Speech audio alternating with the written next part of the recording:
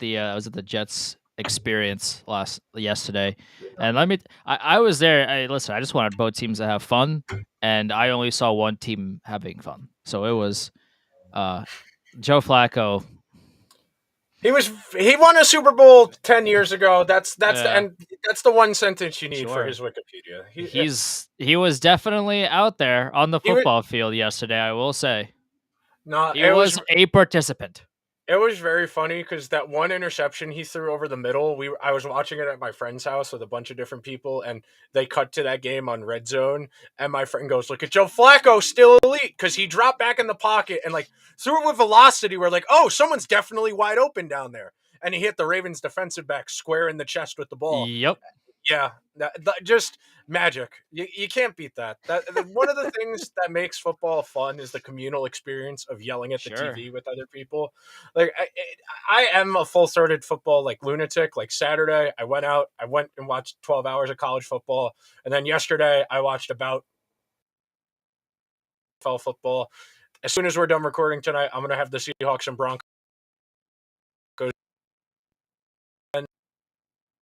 You're cutting out a little bit. Soon. Okay. I still got the green bars over here, so give it a few minutes. Give it a little bit. Well, we're still. Okay. Yeah. Hang on. Yeah. You're cutting out, and you're like lagging on the video as well. Okay. So, well, we're still in the what's it called? We haven't started recording for the editing purposes, so we're still in that troubleshooting 4 or 5 minutes to test things out. So that's good at least.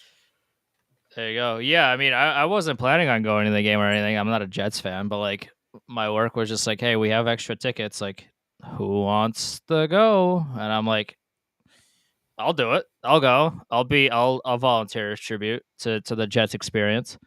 And I went. It was like me, a buddy, and there was a suite, so there was like a lot of like other work people there, and like it was cool. Like it was great to be there. It was we had some drinks, we had some food. Like it was, and we had we like there was an awning too, so we sat outside. Like we watched the game. It didn't get rained on, so it was great.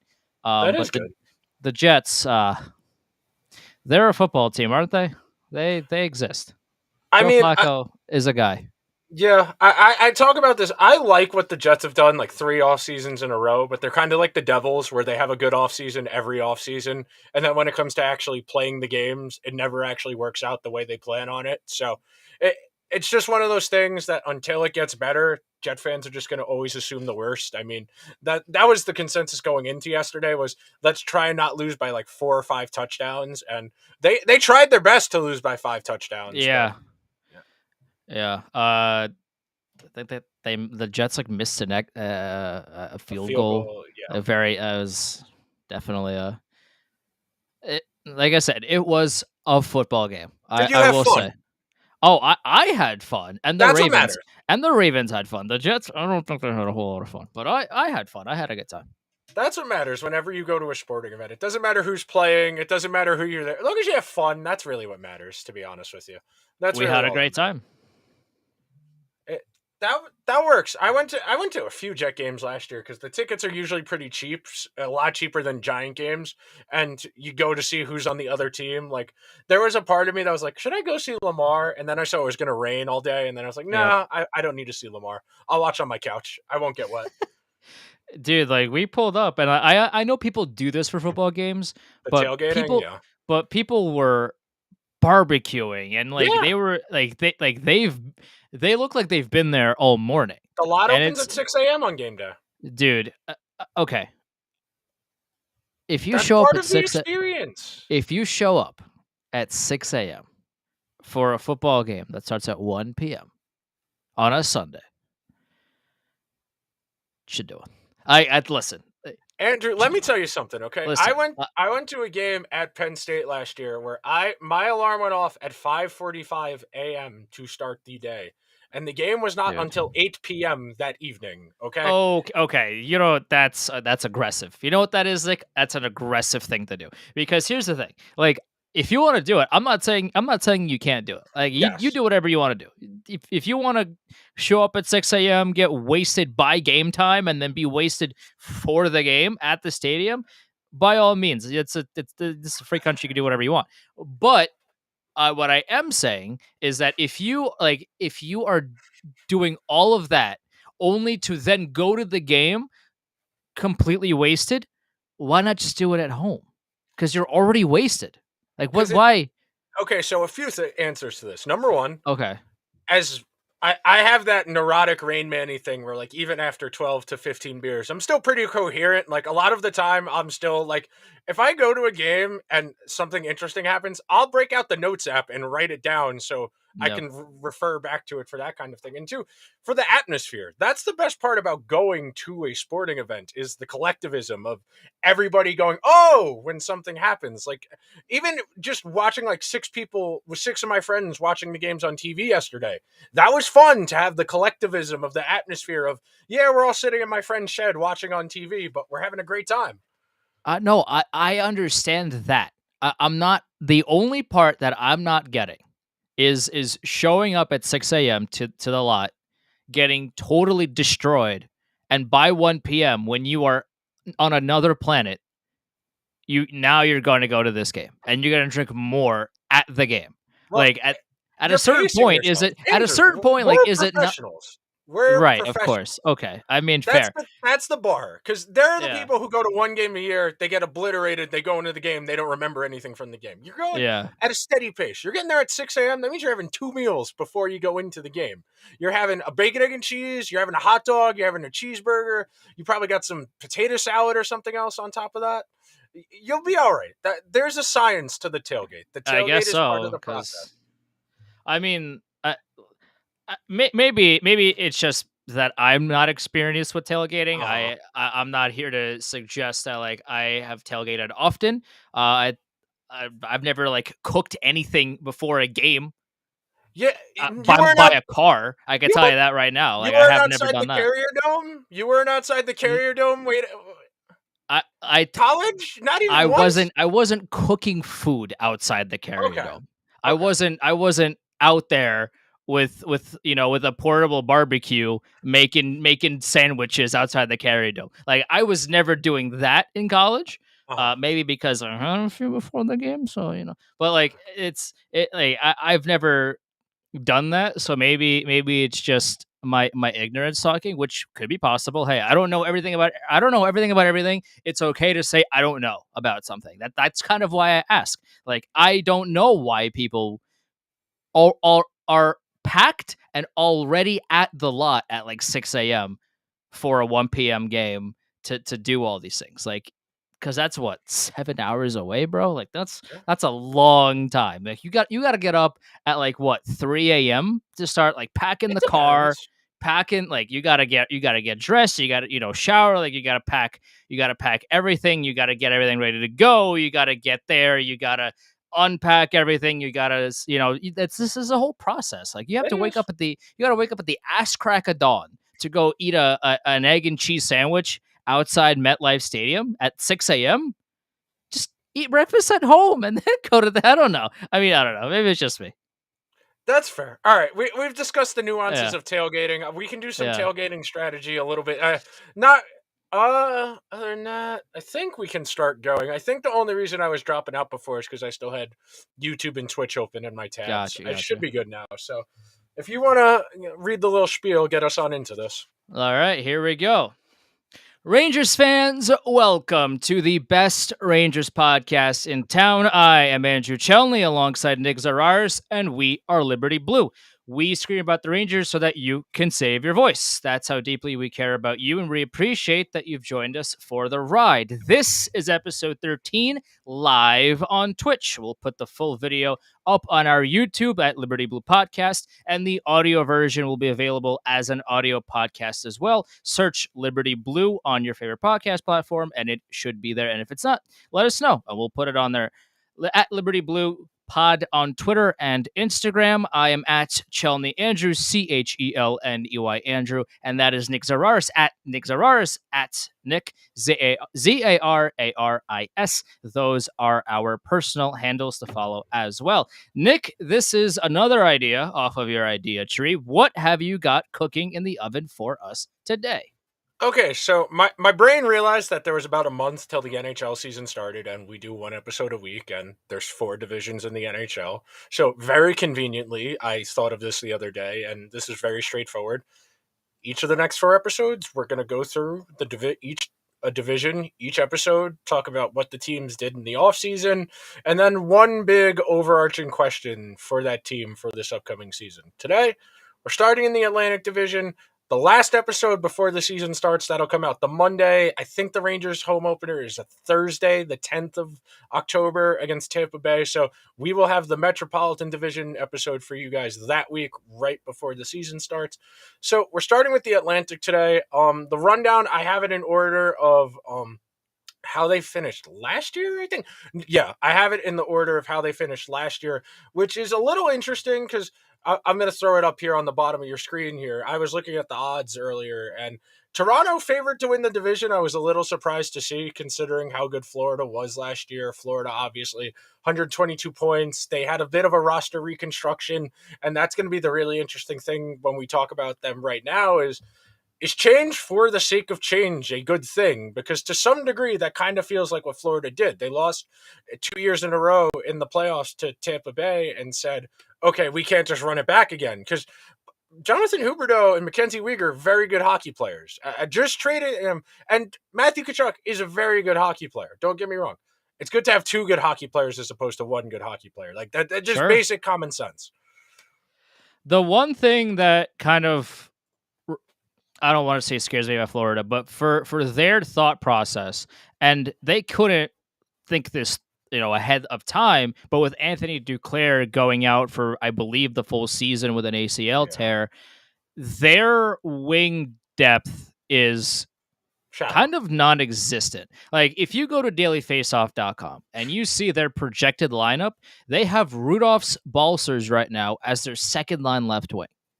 Is he really a second line left wing? Because I think the answer is a fat no. So that is one of my major concerns for them coming into this season. Yeah, of course they still have Barkov, they got Kachuk, they still have Sam Reinhart. Like, they have a lot of good pieces, but when you kind of start to look down their roster, the talent kind of falls off a cliff. So for Florida, with a goaltender that sometimes is incredible and sometimes is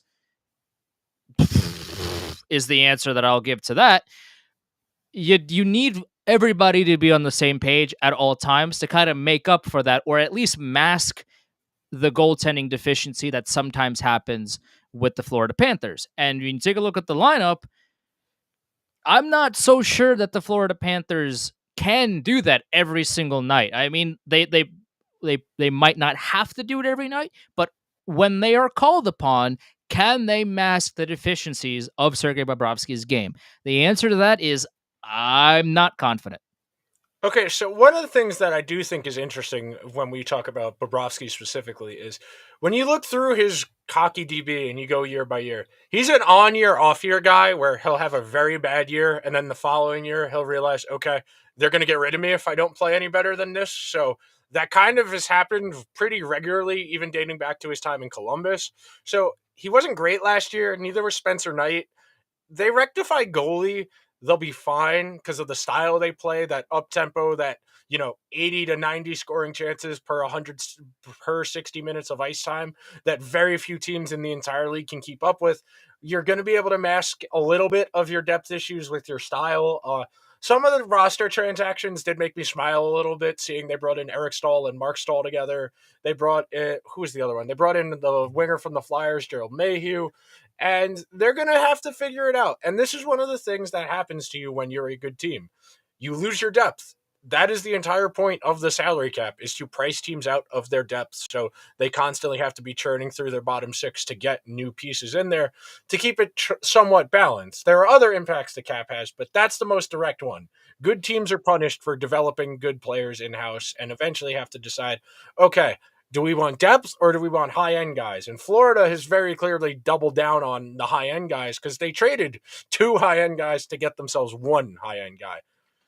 And you traded away Mackenzie Weegar to do it, and I've mentioned Yeah. before, and I'll say it again. Mackenzie Weegar is not just a throw-in to this He's deal. a first pair D. Mackenzie Weegar is an incredible defenseman, and you lose that, and that really thins out your D depth because okay, now you have to play Radko Gudas on the top four. Now you have to have somebody like Gustav Forsling or is Mark Stahl really going to play top 4 minutes for this Florida team? Like I wouldn't, I'm not very on board with that idea, let's just say. So now, you don't really fix that hole that you've created on the back end, but you're expecting it to just run it back with no issues.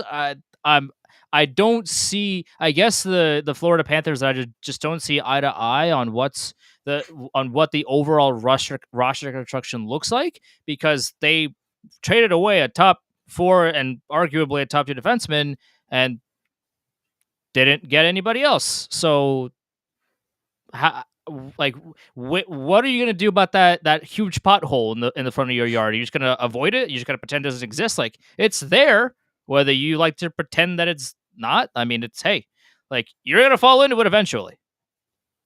And the last part of this, and it speaks very specifically to the idea of just change for the sake of change. They got rid of Andrew Brunette, who was pretty good for them last year on an interim basis after Joe Quenneville was dismissed. And they brought in Paul Maurice, who A guy. He's a one of guy. the many hockey men, Yeah. one of the 40 white guys who's going to be rotated through the 32 NHL franchises forever. A very okay tenure in Winnipeg. Two very high highs where they went to the conference final once, and everybody predicted they would probably be a cup favorite the next year, and then they lost in the first round the following season. And the room got so bad in Winnipeg last year that Paul Maurice said, okay, I'm done. I just can't do this anymore. This is affecting my life, how bad things are going here in Winnipeg. So I'm very curious to see if they're going to maintain that high flying style they played the last 2 years with all those high end guys trying to score off of the rush, or if they're going to play a little bit more of that Paul Maurice. Okay, this is a tie game with 10 minutes left. Let's get to overtime, get our loser point at least, and then see what happens in the shootout. Because Winnipeg, horrendous defensively after Bufflin leaves, after Trouba leaves, as the good pieces on that team left, the defense on that team deteriorated very rapidly. If everybody remembers when they went to play Edmonton in the first round of the playoffs last year in the 56 game season, Edmonton was a unanimous pick pretty much across the board by everybody because the Oilers outscored them something like 19-5 in their 4 regular season games, some ludicrous goal differential. I know they played 7 times in the regular season. It was something along the lines of like 4 Edmonton goals for every 1 Winnipeg goal. Just I'm very curious to see how Paul Maurice is going to translate to this Panthers team that still has considerable talent. We said Barkov, we said Kachuk. There's a lot of talent on this roster. And for a team like Florida, it's going to come down to can you stay healthy long enough and get into the playoffs and avoid Tampa as long as possible? I questioned the Paul Maurice decision when it happened, and I'm just still kind of unclear as to what the franchise is thinking by doing this. Yeah. He's a guy. Is he really that much better than Andrew Brunette that you slight him like this? Because now Brunette's gone, understandably, because he felt disrespected, and I think he was. I mean, he comes in when the head coach was unceremoniously fired after a lot of the things that came to light that he did in Chicago, and he's out. Okay, so now Nope. Andrew Burnett comes in, and he did very well. I mean, again, like how much of that was different than what Joel Quenneville did? Who's to say? We're not in the locker room. We're not at the practices, so we don't know. But the fact of the matter is that Andrew Burnett had a long time, basically, to either change the style to what he preferred or to tweak things as he went along. And it went well. They made it, decently far in the playoffs. Could you say that they underperformed a little bit? Sure. The argument is there, but to replace Andrew Brunette with a guy who has been in this league for feels like 75 years at this point. I know he's not 75, but to me he might as well be because he's been coaching for such a long time. But like, what has he done? what has Paul Maurice done to say, okay, I clearly deserve this position more than Andrew Burnett? And I can't tell you what the answer is. I don't know. It because he coached for longer? So what? Who cares? Uh, that to me is another question mark, and we have to move on to a different team here. But like that, Yes. there's a lot of question marks about the Florida Panthers, and I don't see what any of the answers are. Florida's going to be very interesting. Andrew Brunette, I think, will be the Devils head coach by February because he got hired for Lindy Ruff's staff. I think if the Devils get off to a slow start, I could very easily see him being head coach of the Devils in short order. Sure. So moving right along here, number 2, I just wrote Groundhog Day. I didn't even write a question mark because that's what the Leafs do. Every offseason, they reconfigure the goalie, they reconfigure the bottom 6, they reconfigure the third pair, and we sit around and wait because the regular season doesn't really matter. They've been a good regular season team now for 6-7 years now. They've made the playoffs pretty consistently since Austin Matthews came to that organization, and now for them, it's a matter of playoff success, regular season success. Even if they won a President's Trophy, that's not really going to move the needle a lot for them. And it's fascinating that they went the route of saying, okay, we need to clear money from our books somehow. Let's roll the dice on Matt Murray and Ilya Samsonov. Very interesting priorities because they gave Cal Yarncroc a reasonable extension. I think they gave him something like $3.5 million a year, something like that, as the third line center. Okay, that's a little pricey, but you can swallow that. Zach Aston Reese on a PTO, that's a pretty good move. I like that. That's somebody I would have liked the Rangers to be interested in. Victor Mete is in there. Adam Gaudette's in there. They brought in a bunch of periphery guys to see who could slide in certain situations. But ultimately, for the Leafs, until they win a playoff series, we're all going to have the same opinion. They're going to be very good in the regular season. Austin Matthews will probably push 60 goals again. And we'll have to wait and see what happens in March and April because the regular season doesn't really matter for them anymore. We talked about this last week. I mean, the thing about Connor McDavid that makes him the better overall player than Austin Matthews is that Connor McDavid essentially dragged Leon Draisaitl, a man who cannot play defense to save his life, Ryan Nugent-Hopkins, and Mike Smith to the conference finals. Right, like you take a look at the roster, like yeah, I mean, there's some good pieces here and there. Like Zach Hyman was good. Like I said, Nuge was good. Leon Draisaitl can't guard a lawn chair, but like Connor McDavid essentially was the driving force of that team, and he took him to the conference finals with a goaltender that could not stop a beach ball if his life were dependent on it. So Austin Matthews, and I'm not blaming it on him. Like again, there's so many different factors that go into winning a playoff series. Your team has to show up to win a playoff series. Even if you're Connor McDavid, if nobody else shows up, you're not on the ice 60 minutes a game. Somebody else has to show up at some time in order for you to win games in the playoffs, like for sure. The Leafs still haven't won a playoff series since 2004. So, okay, you get rid of your goaltender who was pretty good for most of the season, and now you say, okay, Matt Murray, you were terrible in Ottawa. You were not great in Pittsburgh following the Cup wins. You weren't necessarily the lead role of like he played well during the Cup runs, but the Penguins didn't win because of his goaltending. There's like I feel like that's not a hot take to say. So No, okay, that's reasonable. so you weren't the number one reason the Penguins won the Cup. You were atrocious in Ottawa, but again, I mean, the whole team was not good, but you didn't help. You got sent down to the minors because you were so bad, and now you're going to be the starting goalie for the Toronto Maple Leafs. Have fun. Like there's a lot of pressure on him to do well. There's going to be if there wasn't enough pressure in Ottawa, especially when he got sent down, there's going to be so much pressure on Matt Murray to do well in Toronto and I don't know if he can do it, and it's not because Matt Murray can't handle that's not what I'm saying. But like we saw what he did in Ottawa, where his stats just weren't good. And okay, the Toronto Maple Leafs have a much better system in place and can actually play defense and sometimes and can do things that an NHL team should know how to do. But can you trust Matt Murray Game 7, you put Matt Murray out there, seeing what you saw in Ottawa and also towards the tail end in Pittsburgh. Can you trust him to make a save? And right now, the answer is no.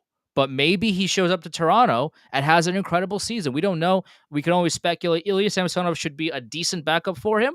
And can Ilya Samsonov be the starter if Matt Murray can't be the starter? I don't know the answer to that. He had multiple chances in Washington to take the Yeah. starting role, and he never did that really there either. So it just seems like every single year we ask, is Toronto's goaltending good enough? And the answer year in and year out is, I don't know. And once again, in 2022, heading into next season, is the Toronto goaltending situation good enough? The answer is, I don't know. This might be it for that entire brain trust up there. Between Sheldon Keefe and Kyle Dubas, I really do think that if they go out in the first round again, that they're not going to be able to withstand it again just because they haven't been willing to try and shake things up. And for the record, I wouldn't have either. The only one of those four I would want to move is Tavares, and Tavares has a full no move, and he gets paid too much, where it'd be too difficult to move him. So I understand why they have stuck to this roster construction. I probably would have rather tried to keep Jack Campbell as opposed to signing Cale Yarncroc as a premium third liner and tried to find money somewhere else, whether that's trading Rasmus Sandin instead of keeping him and using Liljegren in that spot. There was a way they could have made the math work to keep Jack Campbell in Toronto. He was very good for them for about 55 games last year, and then his hip started bothering him. He tried playing through that hip injury, and he wasn't really that good. They hung around in that playoff series. They probably should have beaten Tampa Bay, who we're about to talk about in a second here, but the playoffs are what matter. When you consistently make the playoffs over and over again, until you break through that glass ceiling, that's what you're going to be defined by. Fair or not, that's the way sports work. They were great in the regular season, and in the first round, again, they lost. Yeah. That's been the Leafs MO for years. So what year are we talking about? Who knows? No one knows, because this has been the same story for 20 years now, pretty much. Of just like, they'll get there, they were good. Everybody gets their hopes up, like, hey, this is the year. This is the year they finally win a playoff series, and then again, year after year, they don't. And after a while, like you said, there's more questions than answers, and kind of the same questions that we've been having year after year for them is have been repeating themselves. Like, can the goaltending be good enough? Can the depth step up finally for them? How is the defense going to look? Like, they have good names on that team for sure. They have strong names, but can everybody pull it together and win a freaking playoff series? The answer so far has been no. Okay, so naturally, we're moving right along here. Tampa Bay, at this point, aren't you guys kind of bored? Like, you still going to keep doing this and keep torturing everybody else? Like, they locked up a bunch of guys. They locked up Chernak. They locked up Sergachev. They kept, that's basically where all of their kind of flexibility went this offseason, was extending guys they already had. They traded out Ryan McDonough. They're going to be a little shallower on the back end. They're going to continue having basically the closest thing you can have to an AHL goalie as a backup as much as you can. And they'll be fine. They'll get into the playoffs. They play a style that's conducive to playoff hockey. For them, it's just a matter of how long they can fight off Father Time. It's very hard to design a roster to go in all in for one season to go for a Stanley Cup. You're better off trying to design a roster to have multiple cracks at it. And Tampa Bay, I still feel like, is firmly within that window where if things break right for them, they have one of the best goalies in the world. They have enough high-end talent where their one power play, their top six, and some of that third line is good enough. They can give anybody a series. They were a little bit, they got outclassed against Colorado, but last year's Colorado team was a little bit of an outlier in terms of talent and depth. I'm curious to see when it starts to fall off for them. I mean, Steven Stamkos is, I think, 33 now. Hedman is almost 30, but that's still a really good team. There really is nothing else to say. It's a really good team. The only question marks that I have right now is, like you said, they traded away Ryan McDonough. Andre Palat went to New Jersey, and they didn't quite fill those couple of holes. I mean, they got Ian Cole, who is all Fine. right, but he's Yes. even though Ryan McDonough is not the same player that he was with the Rangers and even early on in Tampa Bay, I still like Ryan McDonough. I still think he's a good NHL defenseman. So they didn't quite fill that, and they really didn't fill the hole that Andre Palat left. Oh, and I feel like he only left because they just did not have the money available to Yeah. sign him because the Devils did pay him well, and I'm sure he's going to do well in New Jersey. But they didn't really fix that. But again, they're like you said, their top line, their power play unit, their most of their defense, and they still have Vasi. I mean, all of that is still so good that yeah, I mean Palat, I think he played on the second power play unit. Like he really drove that, that kind of that play when Stamkos and Brain Point were not on the ice, and that's gonna hurt him quite a bit. But other than that, they're still pretty much the same team, and with the with the meteoric rise of to success that Ross Colton has had, where he's kind Yeah. of been this energy spark and he's done everything that the Lightning have needed him to do. And again, another homegrown product, right? They drafted him. He played in Syracuse for a while, and then now he's up in the big leagues and he's doing good things there. So they still have a lot of good pieces. They brought in Rangers legend and former Lightning legend Vladimir Mestikov. He's going to do good things for them in the bottom six. They're still a really solid team. It's just you lost Palat and you didn't quite fill that gap. So there might be a little dip in offensive powerhousing. I guess if you can make powerhouse Production. Offensive production. if you can make powerhouse a verb, sure, go for it. Why not? But they're still going to be a really good team. It's just a matter of, when they need a goal, can they rely on not their first line to do it? Can they rely on not their can they rely on their bottom six to pick up the pace a little bit in the scoring production? That's kind of my only question. But they're still the Lightning. You still got Vasilevsky. They're gonna be fine. And they got John Cooper, which doesn't hurt either. Yeah, absolutely.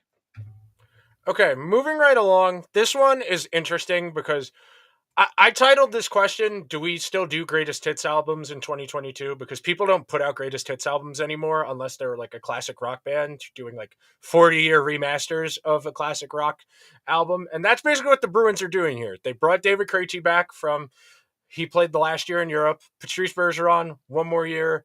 Marchand and McAvoy will both start the year on injured reserve, both coming off of major offseason surgeries. New coach, sure. Let's see what happens. I think the Bruins will be fine, but this roster just keeps getting older, especially no Marchand, who's been one of the best wingers in the entire sport for the first couple of months, and no McAvoy. I think no McAvoy for the first month or two is really going to hurt them because Hampus Lindholm is fine. He's not a play in all situations guy like McAvoy is. We both had him ranked in the top 10 players in the entire league last week when we did our top 20 players episode. So they're going to be a very top heavy team again, like they were last year. And they're probably a fringe playoff team, but I don't know if they can be anything more than that at this point with the versions of the guys they have. I think they'll still make it. McAvoy, I would imagine, is going to come back sooner rather than later. I mean, he's not going to be available for a while, but I do think that the Bruins, they might struggle early on, but I feel like once they get their sea legs under them and once their best players come out of injury reserve, they'll pick it up, and I think they will make the playoffs. And Pavel Zacha, I think, is a great player. I think for what he does and what kind of space that he has to work with, I think he operates in that space very well. I like how he plays. I think he's a very smart player. He knows what to do when he has the puck, when he doesn't have the puck. Like when you slot him into the top That's six, a smart gamble.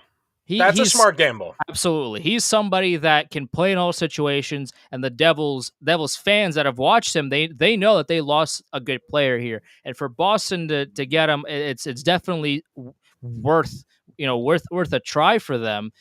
Yeah, are they a cup favorite? I would imagine the answer is no. But are they a playoff team? I would put a good amount of money on them making the playoffs. Would I put everything on it? Probably not.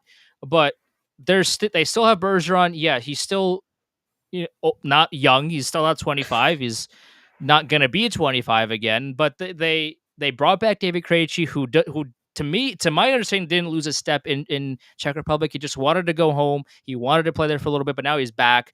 So to me, they obviously watched him play. They obviously still feel like he can play in a top six role. So this is the last lap. This is it, because Patrice Bergeron has been kind of toying with the idea of retirement. David Krejci is back after playing at home. If Bergeron goes, I would imagine Krejci goes as well. Pasternak is there, but I would He's 1 imagine year away from UFA. If it goes exactly. bad this year, that is the hottest ticket at the Yep. deadline. If it goes bad this year for the Bruins, I think it would be negligence if they didn't trade him. I really, I don't think you could defend that, because you go into next summer with no Bergeron and no Krejci, and you pitch David Pasternak, you're going to be the face of this team with McAvoy. That's it. It's them. It's Taylor Hall. That there's not a lot beyond that right now. They have really botched the draft for the last couple of years, as all my Bruins fan friends like to tell me. They have a lot of guys who are fine bottom sixers, but they don't really churn guys out. They have a similar problem to the Rangers, where people they draft don't get AHL seasoning. They get called up too early and messes with their development, and then they don't really ever reach their full potential. And the Bruins, they're very close to the precipice of a rebuild. They're one bad season away from a rebuild, because I think everybody's kind of in agreement that Bergeron and Krejci, this is probably it for them. And if Pasternak's a pending unrestricted free agent, I mean, it doesn't take a rocket scientist to figure this out. I like Jim Montgomery. I think maybe even more than most people. I Mhm. really like how he coaches, and I really of all the head coaches in the NHL that get a second opportunity, I feel like he was the one that really deserved another shot after the way that things ended in Dallas. Yeah. And he had his own personal issues, and now he's back and looking for redemption. And I really like that the Bruins gave him another opportunity. I just wish the Bruins never fired Bruce Cassidy. I Yes. will never understand that decision. Yeah, I mean, like, the Bruins underperformed in the playoffs. So you can make that argument, but like, is that really on? To watching the Yeah. Bruins play, were those playoff failures really on Bruce? Like, them losing to the Carolina Hurricanes in round one in Game 7, they lost by a goal. Is that really on Bruce Cassidy?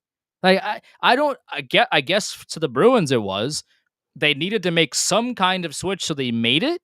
But I don't understand that whole thought process. I think he got slighted there. Jim Montgomery, I really like. I really respect him as a head coach, and I hope he does really good things in Boston. But if this doesn't go well this season, Jim Montgomery is going to be in control of a team, probably without Bergeron, probably without Krejci, maybe without David Pasternak, and a whole bunch of pieces. Like, what's he supposed to do with that? I don't know.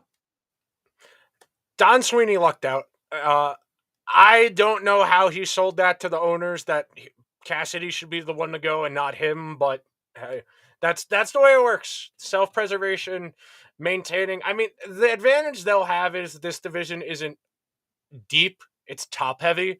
So as long as they beat up on the teams beneath them, they should be able to hang around the wild card, even if they are a little bit shallow, especially to start the year without Marchand and McAvoy. So the next team we have here is the team that had a very fun offseason, the team that everybody's kind of been waiting to see, are the Senators going to go from being good and like a sicko, why am I watching this team way, to a like actually competitive hockey team? And there's a reasonable chance that Ottawa's competitive this year. I won't say good.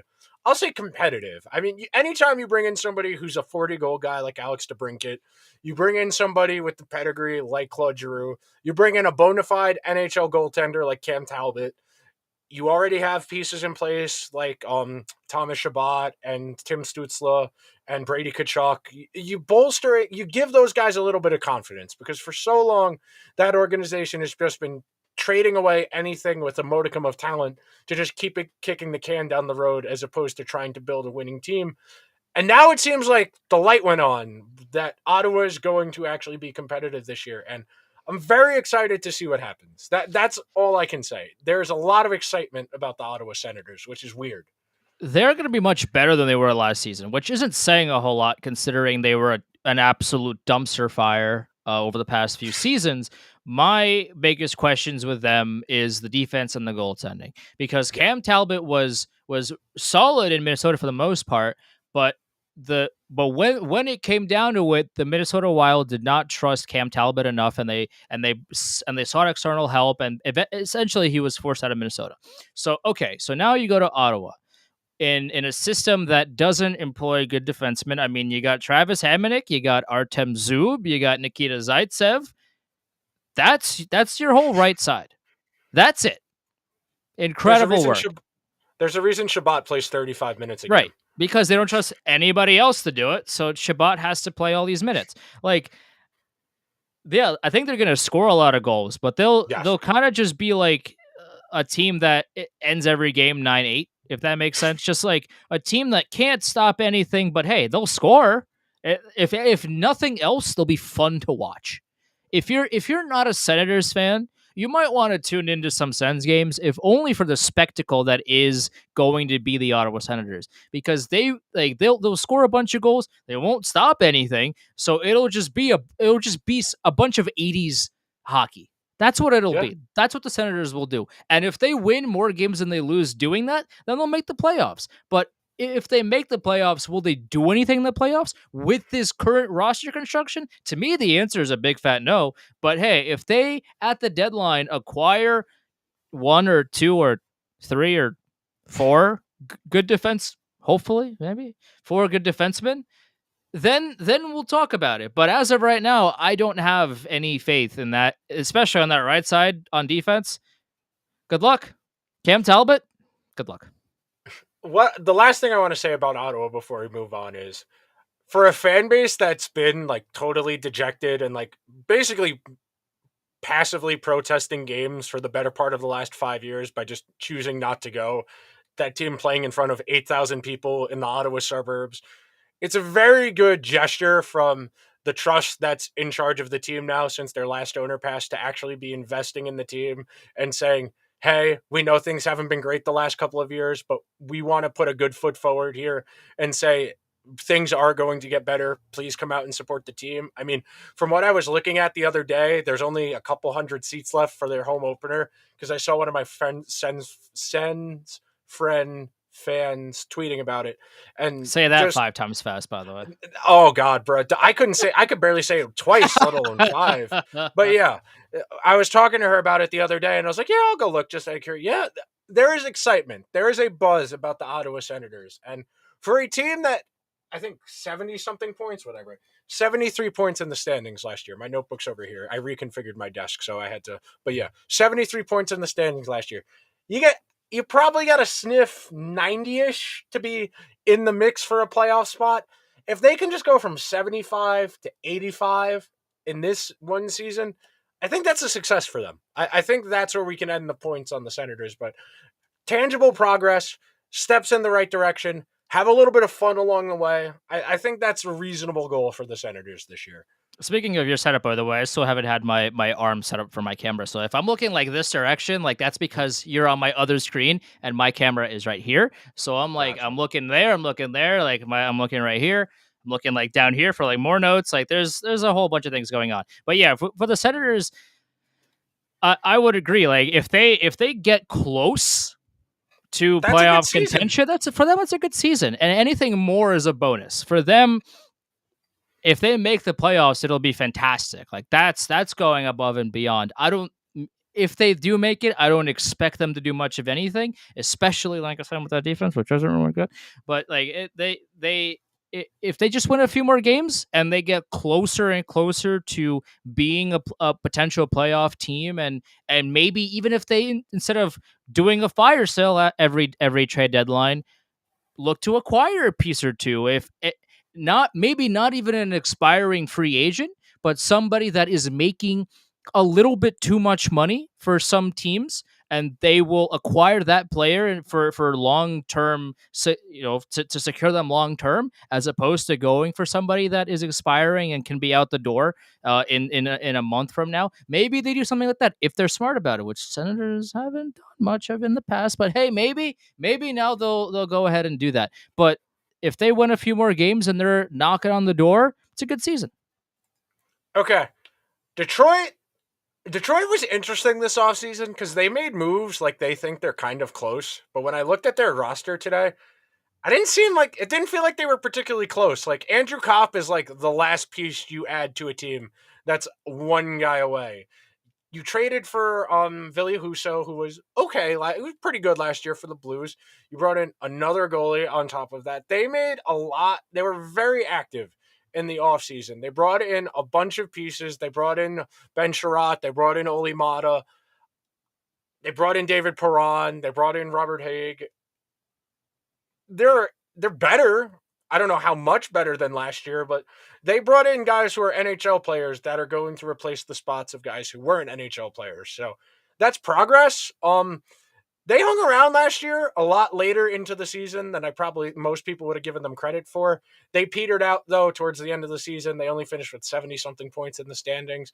Eventually they're going to have to start winning, or Steve Yzerman might start getting some dirty looks. But for now, again, just like Ottawa, be a little bit better. Don't be an embarrassment. You've got two bona fide NHL goalies now. Keep playing your young guys. Hopefully, Moritz Seider keeps looking more like a Norris Trophy type of guy. You keep Dylan Larkin in the fold. There are things to be optimistic about, but again, you still need more things if you're Detroit. I don't know if you go on that kind of shopping spree with the amount of holes they still have, even after going on that shopping spree. I think Yzerman still has a very long leash, considering the Yeah. fact that he took over when the Red Wings were, I don't even know like what could be worse than a dumpster fire, but like they were objectively one of, if not the worst teams in the NHL. So when you take over a team like that, the expectation is that okay, I'm here for a while, and the team will still be bad for a while, but we're gonna figure it out, and through free agency and drafting and trading and extensive time, eventually we're going to figure it out. And they're not quite there yet, but I feel like they're at least on the right path. And for Yzerman, I I think like he has one of, if not the most secure jobs right now in the NHL, Yeah. just because like the Red Wings knew what he was walking into when he accepted the job. They were terrible, and what is he supposed to do? Just sign everybody and hope for the best and make it to the playoffs? Like no, he's doing it the smart way of building to the draft and acquiring assets and doing everything he can to secure long-term success for this franchise. So he's on the right path, but the questions on this roster still remain, because right now Daily Faceoff has projected, and who knows what the roster will be come the regular season and beyond. But right now, the defensive pairings on the left side are Ben Sherratt, who can't really defend, who's God bless supposedly him. playing the top pair. Okay.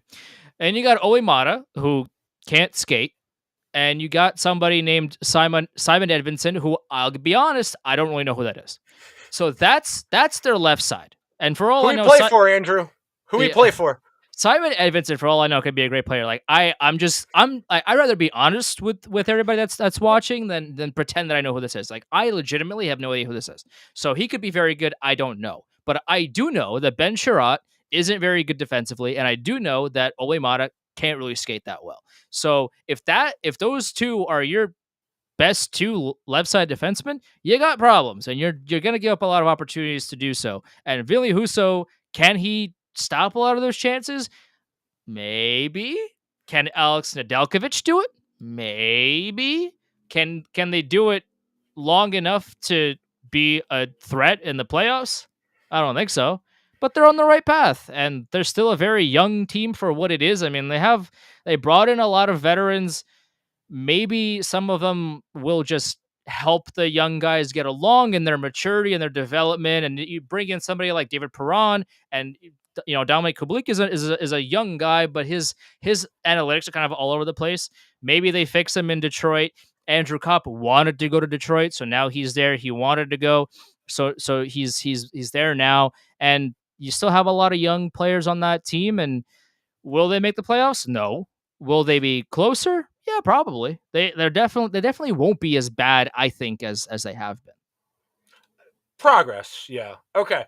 We're moving along at a good pace. We're not meandering too much. We only have two teams left. We're at 50 minutes, and we started at 9 minutes in. So we're doing a good job on time. So next up, Buffalo. I'll just be honest. I just want to see Owen Power play. That's really all I care about for Yeah. the Sabres this year.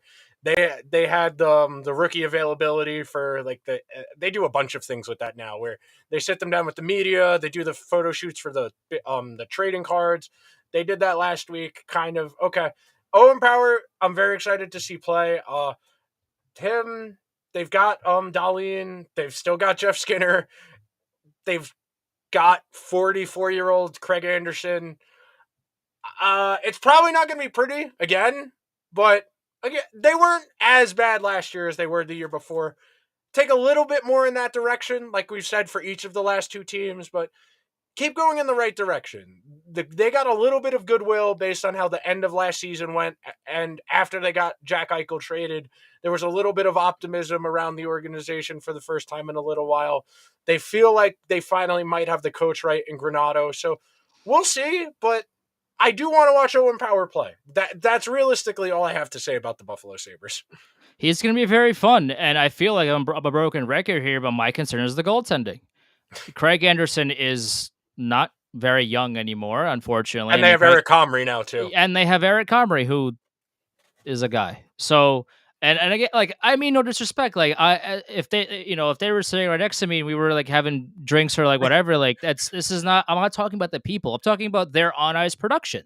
Yeah. And this is not a slight to them as individuals, but if you just take a look at what they've accomplished on the ice in the NHL, I would be concerned. That's all. That's all I'm saying about that. Like, the last thing I want to, I'm not out here to like take shots at anybody in particular. Like this is why we're the most objective Rangers podcast in town, right? Because we take a look at what people have done on the ice, and we critique the player based on what they've done on the ice. So, is the goaltending an issue for Buffalo? Yes. Is Yes. the defense still an issue for Buffalo? I mean, it's Yes. better. It's better. They got Owen Power. They got Rasmus Dahlin. Like, they brought in Ilya Lyubushkin, who was good defensively. Like, is it better? Sure. Is it still a problem? Yes. Is their depth scoring still going to be a problem? Yes. Like, they still have problems on all sides of the ice here. So, Yeah.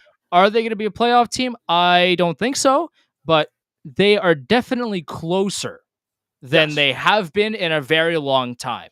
And if nothing else, then Buffalo fans should be excited about the future of this team for the first time in a very long time, maybe since the Chris Drury age, where the Sabres can really be excited for the future of their organization. That's been a long time. But like, they have a lot of young talent. They have a lot of really good young talent, and it's only a matter of time before they start to pick up the pace. Maybe they get somebody that's not Eric Comrie or Craig Anderson to play goalie. Maybe they bring in an actual defenseman to help Owen Power and Rasmus Dahlin out.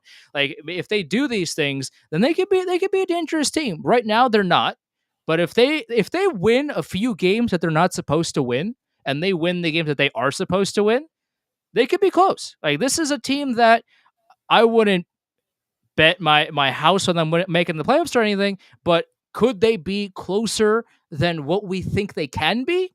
Maybe, for sure. They had 75 points in the standings last year. So if they get, again, like if they can get to like 83, 84, that's progress. You just got to keep building runway. You can't have it like where it was a couple of years ago, where when Ryan O'Reilly got to the Blues, he was like, yeah, it was so bad in Buffalo, I wanted to stop playing hockey. That's how miserable I was. You got to, if you're going to have all those young guys, you draft that high, you got to have them in a good environment. You can't just have them go in and getting their doors blown off every night. The environment matters. There is a good way to lose. Constantly demoralizing victories by multiple goals to good and bad teams, that's not going to be good for anybody. That's just going to make everybody upset. you got to have, and I should have said this before with Detroit when you mentioned it briefly, they signed all of those veteran guys for that specific reason. So the young guys just aren't getting their doors blown off every single night.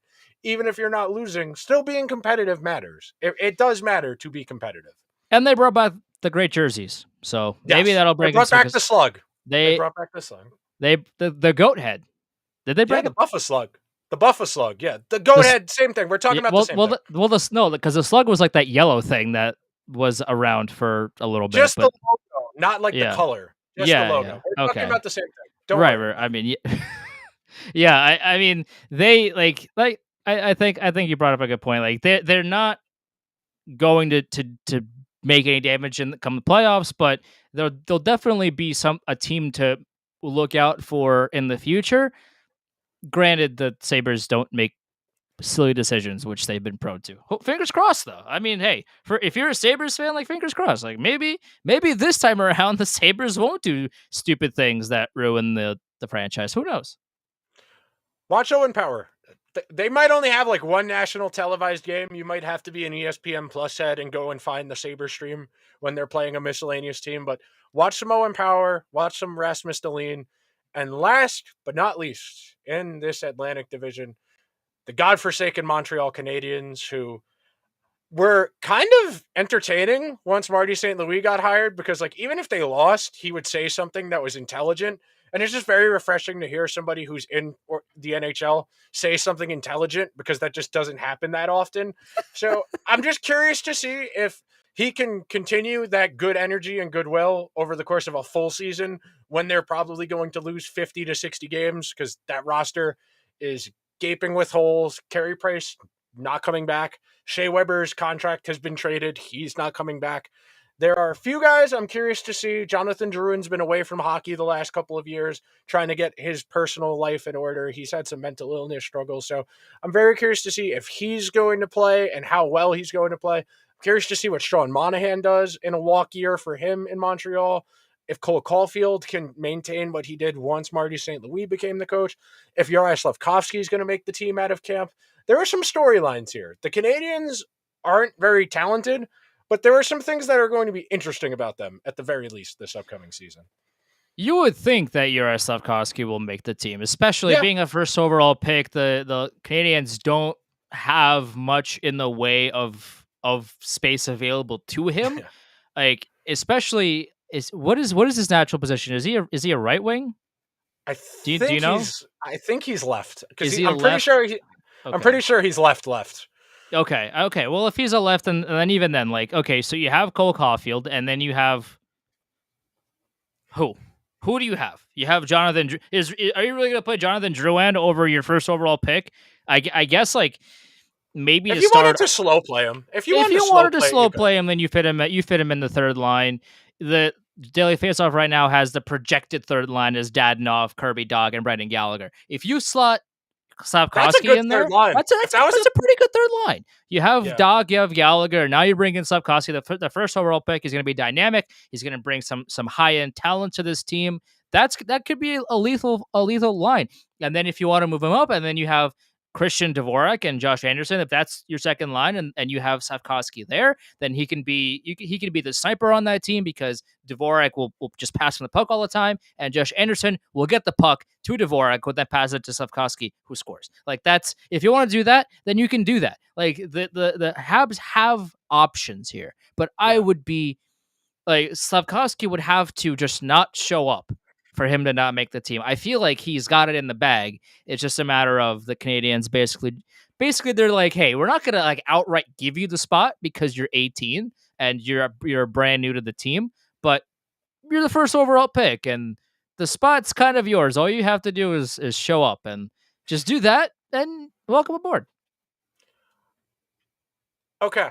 Before we get out of here, predict the order for the 3 playoff spots. I won't ask you to pick the wild card, but the wild card, or I mean, Boston is a wild card team, but if you had to pick the order of Florida, Tampa, and Toronto, what do you think the order is? A lot of it really hinges on goaltending, which makes this nearly impossible to predict, because with Toronto, I want to say they'll finish at the top, but my concern is their goaltending. Will Matt Murray be okay? Will Ilya Samsonov be okay? I don't really know. For Florida, can Bobrovsky do well? I don't really know. Can Spencer Knight do better than he's shown? I don't really know. For Tampa, I guess the answer, like if I were to go really safe here, I would probably go Tampa, Toronto, Florida. But or maybe even like like just the goaltending is such a wild card for some of these teams that I don't especially really Toronto. know, especially with Toronto. I do feel like those are the three teams that are going to make it. I have not a single clue as to who is going to end up where because of the goaltending, and maybe Tampa Bay is the safest pick because it's essentially the same team and they just keep going on long runs. So maybe just to make it safe, I'll have Tampa at the top. Maybe Toronto can just outscore the other team and be second, and then have Florida be number 3. I don't think Detroit's going to make it. I think Boston will be in the wild card spot. Maybe they'll even challenge Toronto or Florida for the Florida. Yeah. for the third playoff spot. I mean, I don't know. Like Boston's definitely in the mix. After that, I it would be very difficult for me to say like, Ottawa's making the wild card. Is Detroit making the wild card? Buffalo, Montreal. Like, I don't think any of them are gonna really ultimately make it. But of those four, Tampa is really the only one that like screams playoffs to me. The other three, they could either be second, third. They can either be second or they could like make the playoffs to the final game of the season by like a 10-9 score just because they can. Like there's really no telling. It's going to be a wild watch for sure. If you're not a fan of any of these teams, if you have means of watching them play, go watch them play cuz it's going to be a wild ride one way or another. Okay, really quick before we get out of here, I do want to promote Michael Russo of The Athletic wrote something today. He sat down with Brock Besser, and Brock Besser reflected on the loss of his dad.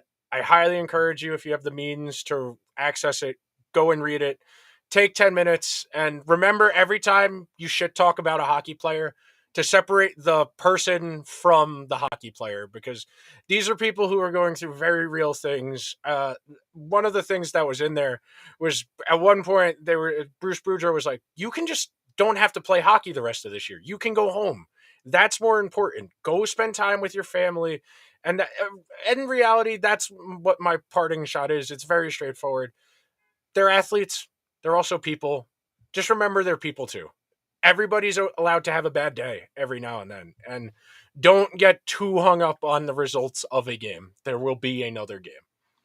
Yeah, and I'll just pick it back off of what you're saying. Like it's very important to just be like, hey, like if somebody isn't having the greatest of games, or if somebody missed an empty net or what have you, like yeah, it, for the game itself, it's important and they should be better and this and that. But I never want to see if you ever at somebody on Twitter after a game and trash them, you should not be allowed social media. Like you should be banned from social media. There's absolutely no reason. Like if Shesterkin had Twitter, for example, right? And like he I think he does, but he doesn't really use it. I mean, like anybody, right? Like Yeah. if Jacob Markstrom, I think he has Twitter, but it doesn't matter. Like let's say Jacob Markstrom doesn't have Twitter, he makes a Twitter. And after after every Edmonton game, you go and you're like at Jacob Markstrom, like you stink, like you're terrible, yada yada, like you're so bad. I First of all, I don't want to know you, and second of all, like you shouldn't have social media because, like at the end of the day, athletes can say that it doesn't bother them and it doesn't, affect them or whatever, but they still read it. Like Yeah. there's no reason to be a dickhead to Yes. people. Like you can be upset at somebody's on ice performance, but once they're off the ice and you remember that they could be your neighbor, they can be, somebody that you see at the bar or at the supermarket or whatever. Like you wouldn't go up to somebody at the store and say, "Hey, like you did a terrible job at landscaping the other day. Like dude, you suck. Like you shouldn't be you should be traded. Like you shouldn't be, at this landscaping job. Like can you like that's ridiculous. That's Yeah. ridiculous. You can You can dislike somebody's on ice performance, and like we love to highlight how bad Libor Hayek is at hockey. This man can't play hockey at the NHL level, but not once did we say anything about the dude. We're not talking about him. We're talking about him when he plays ice hockey for the Rangers. This dude sucks. Like he stinks. But I'm never gonna at him and be like, bro, you stink. Like that's ridiculous. I'm sure he's a great person. Like there's a line. Just don't cross it. Yeah, Just be smart yeah, about it. exactly. Full episode will be up on YouTube later tonight once I'm done editing this. Andrew will get to work on the audio. It'll be up on all your favorite audio podcasting platforms some point tonight or into tomorrow. Follow the show's Twitter. It's at Liberty Blue Pod. On Instagram, it's Liberty Blue Pod. On YouTube, it's Liberty Blue Podcast. On Twitch, it's Liberty Blue Pod. That is Andrew Chelney. His Twitter is Chelney Andrew, CHELNEY. My personal handle is at Nick Zararis, CARARIS. Be sure to follow those. We will see you next week, and we'll probably do the Central Division because I think that's the most interesting division in hockey next week. We'll see you guys then. Have a good week. It's time to go watch more football. Later.